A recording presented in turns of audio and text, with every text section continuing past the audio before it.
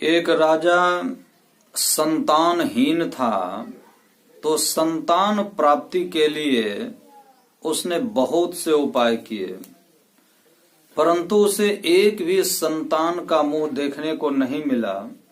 वो वृद्धावस्था की ओर बढ़ता जा रहा था और ये चिंता उसे दिन रात सताए जा रही थी कि मेरे मरने के बाद फिर राज्य का अधिकारी कौन होगा।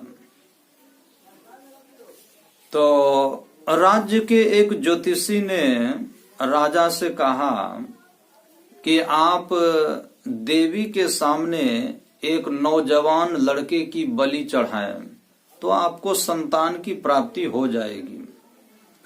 तो राजा ने अपने मंत्री और कुछ कर्मचारियों को पर्याप्त धनराशि देकर के कहा कि इस धनराशि से कोई नवयुवक कहीं से खरीद कर ले आओ।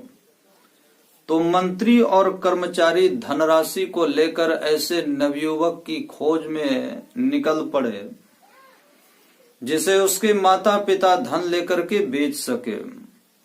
खोज करते करते करते एक पति पत्नी मिले जो बहुत गरीबी का जीवन बिता रहे थे। तो उन्होंने धन के लालच में अपने एक नौजवान पुत्र को बेच दिया। अब वह नवयुवक बड़ा बुद्धिमान था, तो उसने एक महात्मा को गुरु बनाया था और उनके सत्संग में बराबर जाया करता था। वह राज दरबार में लाया गया और उसकी बलि के लिए तैयारी होने लगी। शहर के लोग भी बलि देखने के लिए भीड़ इकट्ठी हो गई।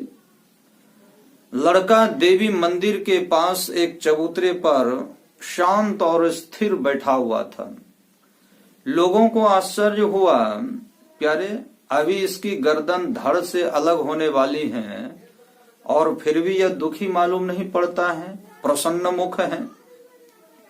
तो राजा ने लड़के से पूछा कि क्या तुम्हें मौत का भय नहीं है?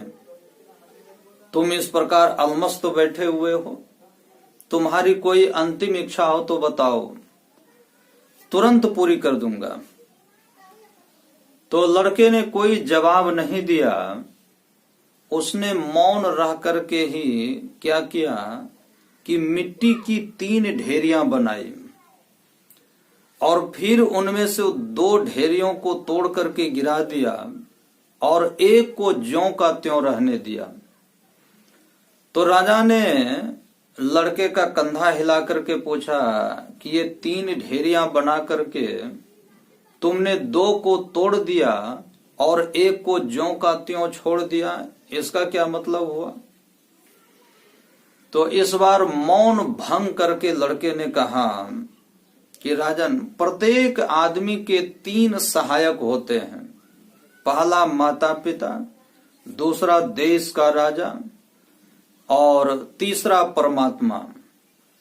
तो माता पिता ने मुझे धन के लोभ में बेच दिया, इसीलिए मैं उनकी ओर से निराश हो गया हूं। और पहली ढेरी गिराने का रहस्य यही है कि मुझे प्रथम सहायक से कोई सहायता नहीं मिली। आप देश के राजा हैं और देश के राजा प्रजा की रक्षा करते हैं, परंतु मैं आपकी ओर से भी निराश हूं। आप अपने व्यक्तिगत सुख के लिए मुझे बलि देने के लिए तैयार हैं और दूसरी ढेरी को गिराने का अर्थ यही है कि मैं अपने देश के राजा की ओर से भी कुछ सहायता पाने वाला नहीं हूं। अब लड़के की ज्ञान भरी बातें को सुनकर के राजा का हृदय करुणा से भर उठा। उसने तीसरी ढेरी नहीं गिराने का अर्थ पूछा राजा ने। तो लड़के ने कहा कि मुझे परमात्मा पर विश्वास है। परमात्मा का सहारा ही सच्चा सहारा होता है। सुख हो या दुख हो, इहलोक हो या परलोक, परमात्मा सदा साथ रहते हैं। परमात्मा जो कुछ भी करते हैं वो हित के लिए ही करते हैं। इसलिए मैं बिल्कुल भय रहित हूँ। परमात्मा के प्रति मेरा विश्वास बना हुआ है और इसीलिए मैंने तीसरी ढेरी को नहीं गिराया।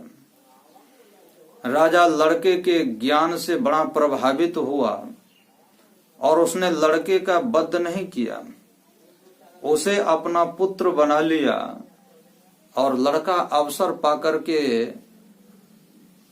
राजा को अपने महात्मा गुरु के पास ले गया। राजा ने दीक्षा ली उस महात्मा से और भजन ध्यान में समय बिताने लगा। कुछ दिनों के बाद राजा ने राज्यभार लड़के को सौंप दिया और स्वयं अपने साधन भजन करने के लिए जंगल चला गया।